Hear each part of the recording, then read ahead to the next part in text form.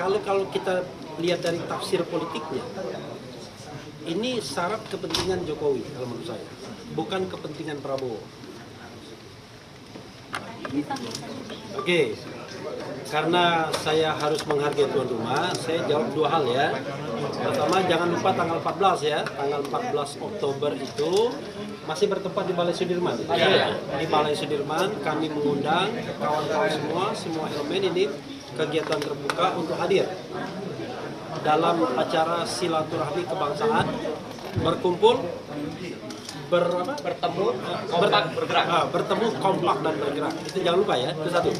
Nah yang kedua, soal pertemuan itu, ini tidak bisa kita katakan sebagai peristiwa biasa, ini peristiwa politik pastinya, dalam perspektif saya. Ya. Jadi, tahu nggak siapa yang mengundang duluan? Oke, saya juga tidak tahu. Tapi begini, kalau kita lihat dari tafsir politiknya, ini syarat kepentingan Jokowi kalau menurut saya, bukan kepentingan Prabowo.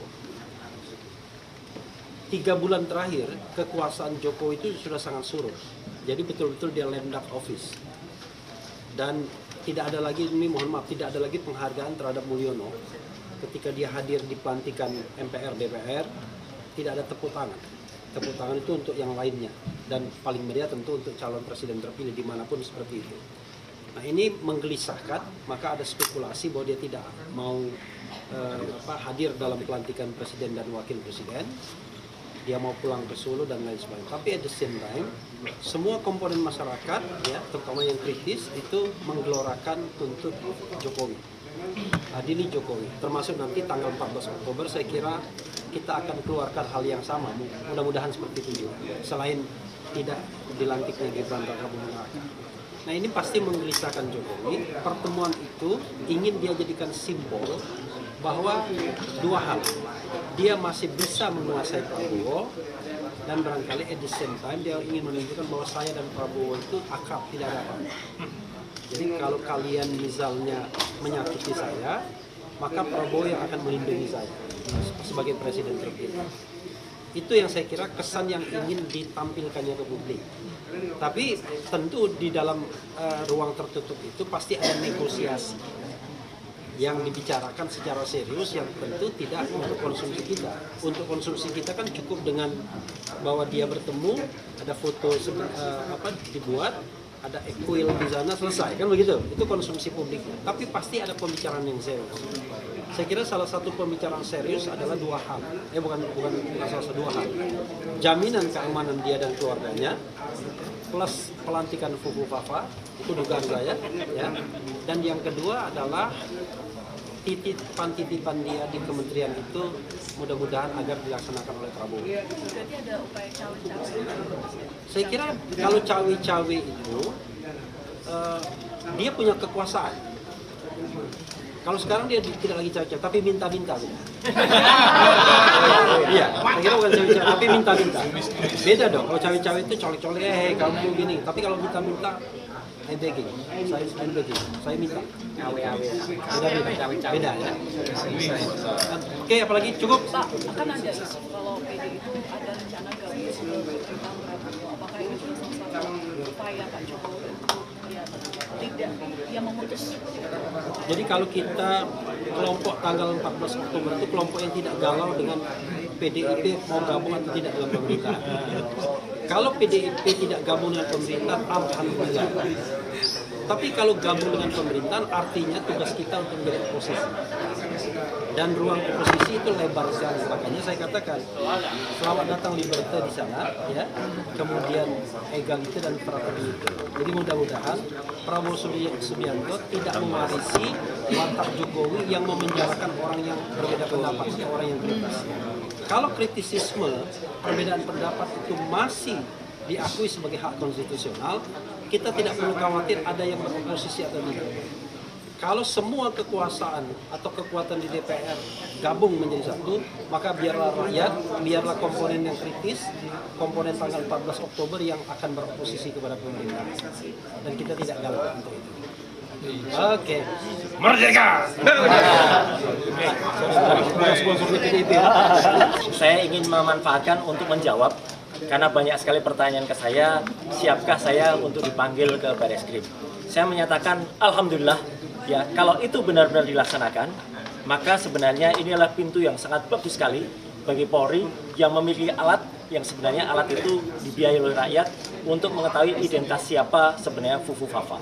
Sebenarnya meskipun kita tahu, ya saya sudah tahu 2 minggu yang lalu dan alhamdulillah salah satu media Bocor Halus sudah menyampaikannya kemarin bahwa sebenarnya BSSN pun ya Badan Cyber dan Sandi Negara sebenarnya sudah menyampaikan bahwa Fufu Fafa adalah orang yang selama ini kita sebut 99,9% adalah wakil presiden terpilih.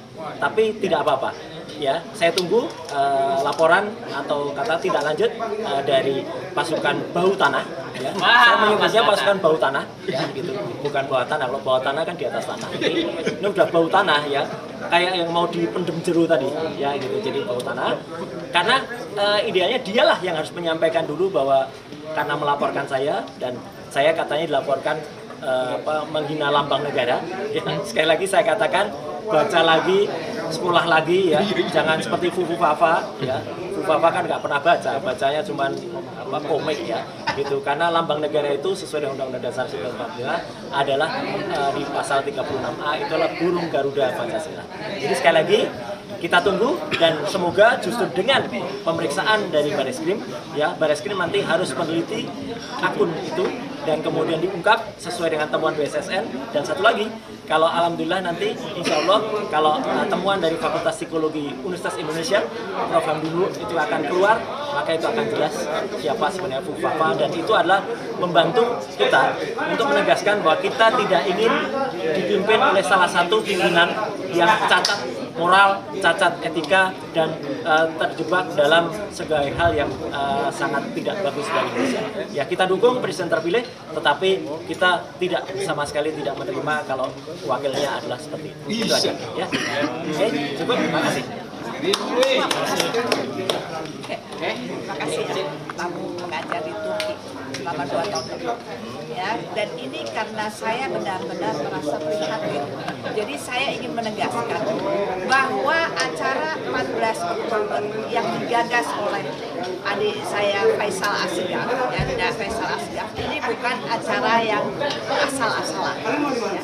Acara yang memang benar-benar dipersiapkan untuk kembali mempersatukan bangsa Indonesia. Saya ingin semua hadir tanpa ada ketakutan, ya, karena ini kita butuh persatuan. Kita sudah mengalami kemarin ada pembubaran acara di Grand Kemang, ya, tapi jangan takut. Ya, karena saya yakin pemerintah seharusnya tidak mengulangi kesalahan lagi. Mari kita datang, mari kita bersama-sama. Ini berdasarkan keprihatinan kita masing-masing. Kembali kita bersama. Nggak usah bingung, saudara-saudaraku sekalian setanah air. Jangan takut mau berapa juta manusia, berapa miliar manusia datang ke Indonesia. Ketika kita bersatu, kita kuat, kita bisa usir siapa saja yang ingin menguasai Indonesia tercinta. Setuju? Persatuan adalah lambang dari kejayaan Republik Indonesia. Kedaulatan kita sudah sangat tiada. Kenapa saya bilang berkali-kali saya katakan kedaulatan? Saya sedih dan prihatin karena semua orang luar negeri bisa masuk ke Indonesia dengan visa on arrival.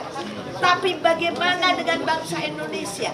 Setiap kali mau pergi harus mengurus visa dan membayar visa dengan sangat mahal. Inikah negara yang diperjuangkan oleh founding father kita, termasuk ayah kita yang berjuang kemerdekaan? Bagaimana mengisi kemerdekaan dengan kesejahteraan rakyat, dengan berdaulat. Mari bersatu, mari hadir di 14 Oktober, tunjukkan persatuan negara kita, tunjukkan persatuan bangsa Indonesia. Terima kasih. Pertanyaan saya ulangi, bahwa apa kode pertemuan Jokowi sama Prabowo tadi malam?